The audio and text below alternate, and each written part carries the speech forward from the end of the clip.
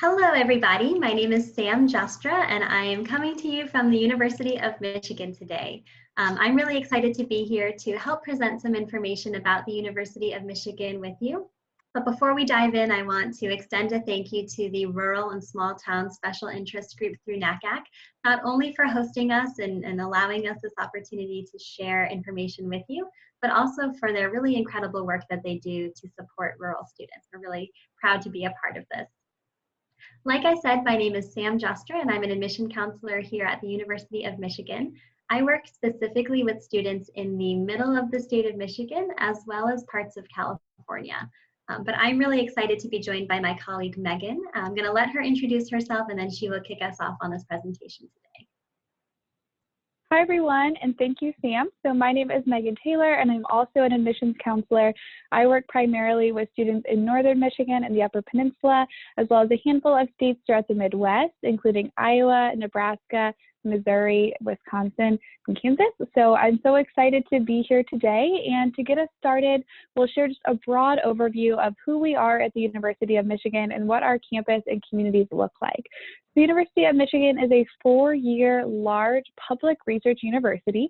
We're located in Ann Arbor, Michigan. We have an undergraduate population of about 31,000, and each year we welcome an incoming class of about 7,000 new first-year students.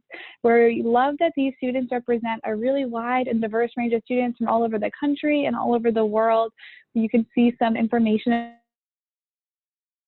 about our student body here on the screen. About 14% of our student body identifies as first-generation college students, and about 18% identify as Pell eligible.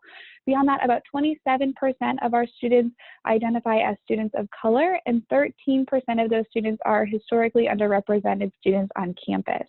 Now, when it comes to what our students are studying, that is also widely diverse. It's actually really difficult to say what our 5 most popular majors are on campus because we have nearly 300 different majors or degree programs offered on our campus. A few of the most popular, though, would include engineering, where we offer 17 different types of engineering, as well as economics, psychology, biology, and our Ross School of Business. I'll also highlight on the screen here our graduation rate. So our students graduate college in 4 years, and about 77% and about 92% of our students graduate within 6 years, both of which are really well above the national average and something we're really proud of. So the university is located in Ann Arbor, Michigan. We always like to start our presentations with this just to help you learn a little bit more about where we are. So Ann Arbor is in southeast Michigan. We're about 45 minutes west of the city of Detroit. We're also about 4 hours away from the city of Chicago to kind of help you get a sense of where we are. The University of Michigan loves being a part of the Ann Arbor community. I love living there. It's such a good place to be. You can see some of these rankings on the slide, but I'm not alone in that. We have been kind of consistently ranked as the best college town or a best place to live. And what I've always loved about Ann Arbor is the way it combines both the great city life of amazing restaurants. We have more than 300 restaurants, as well as the music scene, arts, and theater, but there's also a lot of great nature. So since I grew up in a really small town up north myself, I always loved this, and it never felt too overwhelming. You could enjoy the downtown, but also slip away to enjoy the Huron River or Arboretum if you wanted some time, just to decompress after class. So that's a little bit about where we are. Now, stepping foot on campus, of course, one of the first things we think about is academics. So at the University of Michigan, it's really important to us that we are creating personalized learning environments for you. I know often when you think about a big university like Michigan, you might think about really big lectures or big classes, and that might feel kind of intimidating. I know I was a little worried about that myself when I first came to college, but at Michigan, we have a student to faculty ratio of 15:1, and in fact, only 7% of our classes have more than 100 students. So it's really important to us that you do get that small classroom experience. In fact, all of our math, foreign language, and first-year seminars are always capped at just 18 students. So you'll have lots of opportunities to have those smaller classes that will really let you make great friends, meet professors, and just go deeper into the content. We also know at Michigan that learning is about, more than just what you're learning in the classroom. So Sam is going to highlight some of what that looks like on our campus. Wonderful. Thank you, Megan. So that's an excellent point. It's really not just about what you're learning in the classroom, but applying that knowledge to hands-on opportunities. This is something that is available to all students at Michigan, no matter what school or college you're in, no matter what you're studying. I've highlighted just a couple examples on the screen for you to get an idea, including our Walter E. Wilson Student Project Center, which many of our engineering students will take advantage of. This is a 20,000 square foot, $10 million facility that is home to over 30 different student project design teams. We have a Baja racing team, a concrete canoe team, but our most well-known is our solar car team, which has won 9 different national championships. Not only do we have engineering students who work on the solar car, but we also have students from our School of Art and Design and even our business school. So it's really a hub for collaboration all across the university, not just for engineering students. The picture you see on the left is a picture of nursing students getting hands-on opportunities through our Clinical Learning Center. The Clinical Learning Center has a mannequin, adult mannequins, child, even infant mannequins that can simulate any bodily function. They sleep, they talk back to you, they can even get sick. So you can imagine that there are many opportunities for students to really get hands-on experience in applying what they're learning. These are, again, just a couple different examples for you to get a sense of what students all across the university are able to interact with. Now, earlier, Megan mentioned that we are a research university. In fact, we are the #1 public research university in the country. Now, when I was in high school, I didn't really know what research was or what that meant, but essentially it means that you are creating new knowledge by answering a question that you have. And sometimes when we think about research, the first image that pops into our head is of somebody in a lab coat with goggles and a test tube, which is certainly an image of research, possibly in the medical field or in the natural sciences, but you can research literally anything. Our dance students are doing research, our English majors, economics students as well. Students are doing research all across the university. We have a really phenomenal program called UROP, which is the Undergraduate Research Opportunity Program, and it's designed for first and second year students to dive right into these opportunities and to collaborate with faculty. So if you've never done research before in high school, that's okay. You don't have to have had that prior experience to be able to take advantage of that. And even though doing research at the University of Michigan is not a requirement, if it's something that you're interested in, I really think there's no better place to be. In order to be successful in the classroom with everything that Megan and I have talked about, it's really important to have the tools that you need to succeed. On the screen, you see just a small handful of the many, many academic resources we have for students to be successful in their academic endeavors. Of course, Science Learning Center and Math Lab, which each offer peer advising and tutoring.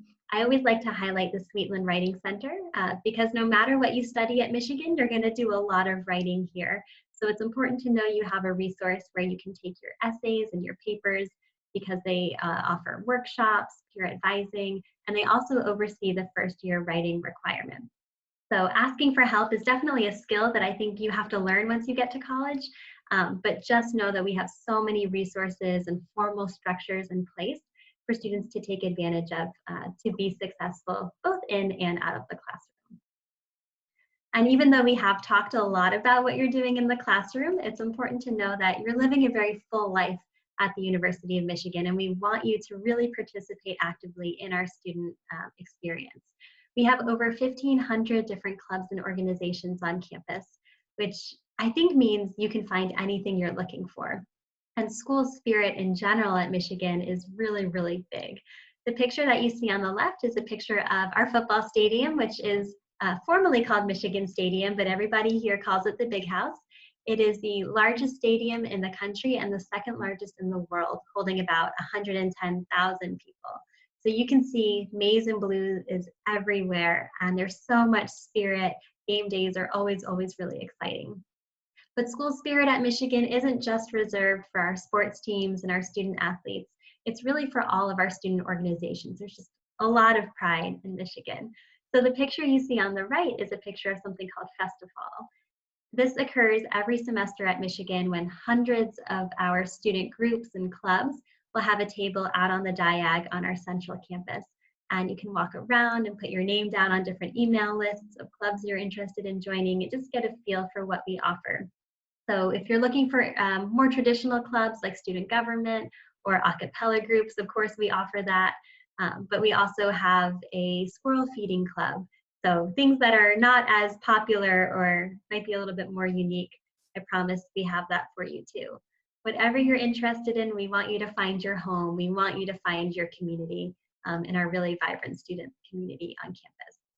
Now, we've talked a lot about what you're doing while you're on campus. I'm going to hand it back over to Megan to talk a little bit more about how those experiences on campus will make you successful once you graduate. So while we've highlighted a lot about the academic resources for on campus, as Sam just shared, we really want to highlight that joining the Michigan community is really for life. We have more than 500,000 living alumni, which is actually one of the largest living alumni bases in the world. So this is so fun just because it's such a great way to meet people, right? Whether it's professionally connecting over a job or meeting new folks in your field, or maybe just meeting people personally to continue to make new friends in a new city or meet new people. As a Michigan alumni, you will never be far from another fellow Wolverine. We're also proud to highlight that about 93% of our graduates are employed or pursuing graduate school within 9 months. So you'll find on our campus that all of our schools and colleges have their own career centers that are really dedicated to helping students prepare for their life both after college and things like summer internships. They offer opportunities like career coaching, funding for internships, opportunities to connect with alumni and employers, and of course career fairs so that you can connect directly with employers right there on campus. So as we wrap up this presentation, Sam and I want to take a moment to share with you the resources we have for rural and small town students and a little bit about our admissions process. At this time, we do not offer a student fly-in program. However, we do offer counselor fly-ins. Similarly, we are able to offer travel funds for admitted students to come and visit our campus during our admitted campus day celebrations for admitted students. Of course, everything is a little different right now, right, as we're all working from home and coming to you virtually as a result of COVID-19. So we want to take time to highlight the virtual resources we have for you. On our website, you'll see a variety of resources to help you learn more about Michigan, including virtual information sessions, our YouTube playlist, as well as live question and answer sessions with our admissions counselors that happen multiple times a week. Or you might choose to sign up for a virtual advising appointment with a member of our team, or even chat with a current student through Wolverine Connection. We are preparing to host virtual high school visits this fall, so if you're a high school counselor watching this, please don't hesitate to reach out to us, and we would love to chat about that with you. And Sam is going to talk now a little bit more about our application. So when it comes to applying to the University of Michigan, we accept both the common application and the coalition application, and we have absolutely no preference between the two. So I recommend going with whichever one you feel is a better fit for you. In terms of our application deadlines, our early action deadline is November 15th, and our regular decision deadline is February 1st. Now, both early action and regular decision are non-binding, which means if you apply and you are admitted, you don't have to attend, although we certainly hope you do. When it comes to finding out your admission decisions, if you apply early action, you'll hear back from us by late January, and for regular decision, you'll hear back from us by early April. For the upcoming year, we've adopted a test flexible testing policy, which means if you've taken an SAT or ACT, it is required to submit that score. But if you haven't been able to, especially this year, given the issues that COVID-19 has presented for test accessibility, then it's not required to submit that. Instead, if you have other exams like an AP test, IB test, or even a PSAT score, you can submit those test scores to us in place of an SAT or ACT. And any test scores that you do submit can be self-reported. When it comes to application fee waivers, you can request a waiver easily through the application itself, again, both for the Common App and for the Coalition application. We know that financial aid is a huge part of this decision-making process for students, and we offer both need-based and merit-based scholarships. We are the only public school in the state of Michigan that guarantees to meet 100% of demonstrated need for our in-state students. But we offer a lot of financial aid to students no matter where you're coming from. And in fact, about 60% of our students on campus have some sort of financial aid. Last year, we awarded about $260 million in financial aid to our students to help make the University of Michigan an affordable option. For students who qualify for an enrollment deposit waiver, that can be requested really easily by reaching out to our office as well. Now, I know that Megan and I have shared a lot of information with you today, and I hope that it was helpful. You have our contact information on the screen, but you also have a link at the bottom of your screen to find your admission counselor, because no matter where you're from, all over the world, you have an actual person on the other end of this process, and we really are here to help you. So we hope that you enjoyed this presentation and that it was just the beginning of your conversation with us, and we hope to hear from you again. Go Blue!